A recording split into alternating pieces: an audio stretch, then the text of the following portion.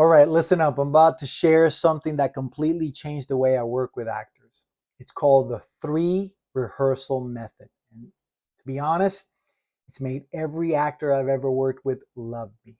Just because of that, I love it. I learned this years ago, refined it over dozens of shoots, and it saved my life more than once. Let's dive in. Hello, I'm Miguel Parga. I'm best-selling author of What They Didn't Teach You in Film School and Make Your Own Movies. I've been teaching filmmaking for over 18 years. And one of the biggest questions my students ask me is, how do I let the actors be free, find their characters, but at the same time, I have to stay on schedule, I have to keep my lighting, I have to keep my sanity, right? How do I do that? How do I manage the freedom and the complexity of the shoot?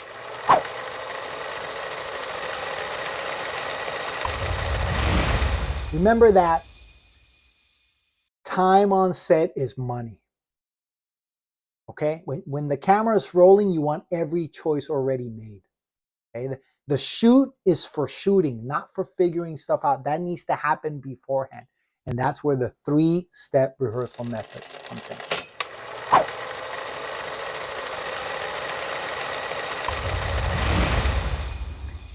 Okay.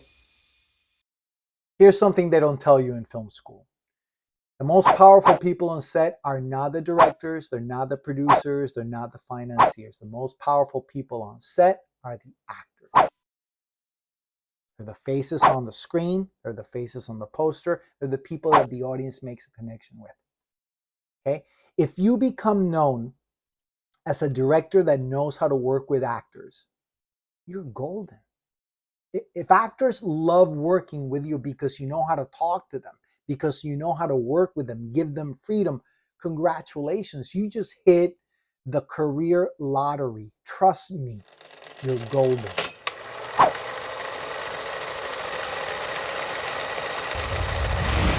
So here we go. Step number 1 is a table read. Okay? And you're looking for motivation. I have my actors sit at a table. They're reading from the script. If actors have scenes together, I have them sit across from one another, not side by side. And the reason for this is I want them to make eye contact as much as possible. Even if they don't know their lines, I tell them, look at each other as much as you can. Why? Because the eye contact starts building chemistry, and the chemistry starts building the relationship. Okay? In this rehearsal, your goal is to find motivation. Why is my character doing things this way? What's driving them? Where are they coming from, right? You want to figure all these things out. And here's an important distinction that you want to make. You're looking for motivations, not reasons, okay? A reason is logical. Like, for example, I stole the money because I needed the food. And a motivation is emotional. I stole the money because I was humiliated. The motivation is deeper, and the motivation fuels an authentic performance. That's exactly what you're looking for. Now, during this rehearsal, an actor is going to ask you tons of questions, and that's good. That's what you want. That's what that rehearsal is for, right? You don't have to have all the answers. If the actor asks you something you don't know, you haven't thought about, okay, give them the freedom to create it themselves, right? That's a good thing. Remember that at the end of the day, the actor is going to know this character much better than you ever did. That's good. That's what you want.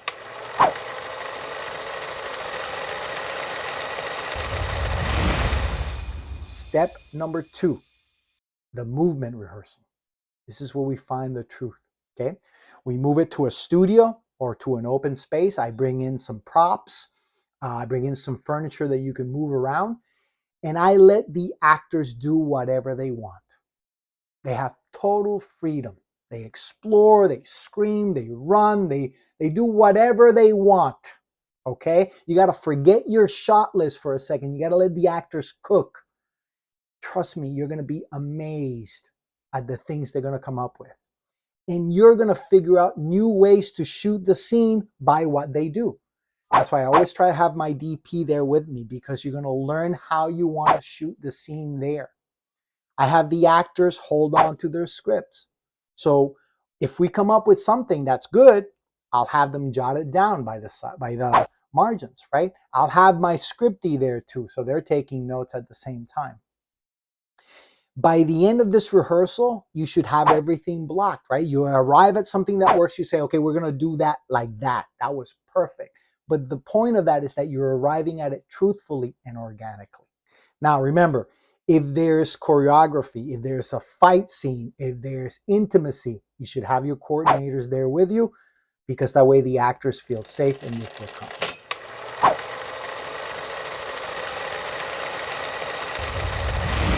Step number 3, I call this the dress rehearsal. You're locking it in, okay? This one, if possible, happens on set, okay? And in full costume. Do not wait till the shoot day for actors to move around in the wardrobe. I've had actors tell me, this is my favorite costume. They come in, they can't walk in it, they can't sit in it, they can't run, they can't even breathe in it. All right? So shoes, hats, skirts, everything needs to be tested before the shoot. If you can, run the movie scene after scene like a play. Okay, by now you should have all the blocking. You should have all the emotional beats.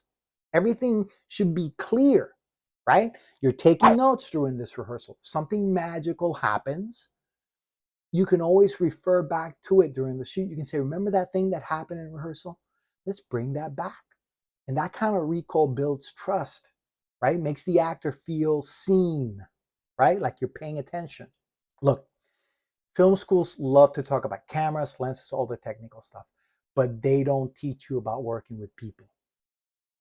Yet actors are the ones that are breathing life into the story. I mean, you're asking them to be vulnerable in front of a crew, in front of an audience. Your job as a director is to create a space where they feel safe to do that. Be protective of your actors. I mean, respect their process. That way they feel supported. And if they do, they'll give you everything. All right. I want to talk about something else. One more thing. And you've heard me talk about this before, but I want to mention it again. What happens when an actor doesn't want to do what I want them to do and you can't get to an agreement? This is what I say. You go to the actor and say, look, when you were doing that thing, it made me think of this, ... That ... is what you really want them to do. But what I'm doing is giving them the credit for it. You're saying that idea came out of your performance. Okay? It's my experience that an actor will do what they think is right. Ultimately, they make the decision, but you're planting the seed in their heads. And sometimes you get a little bit of what you want. Okay? They feel like they contributed. You get what you want, and it's a win-win situation. And always remember that it's the job of the actor to find the truth in the scene. Okay? And the truth in the scene is going to be much better than what you imagined. Right? Life is full of complexity. And your imagination, as good as it may be, is not as complex as life. So let the actors breathe life into the character. Remember, they're going to know that character much better than you ever did. An actor is an artist, just like you. They are there to create life, to find the truth of the moment. If you wanted somebody to do exactly what you wanted them to do, you should have gotten puppets instead of actors. So master the 3 rehearsal method and you're going to save time, you're going to save money and stress. Now, if you don't have time for all 3, you compress it into 2. You don't have time for 2, you compress it into 1. I know it sounds crazy, but it can be done. The pros can handle it. Trust me. Be clear in what you want and stay calm. If this helped, hit the like, subscribe, and share it with another filmmaker who needs it.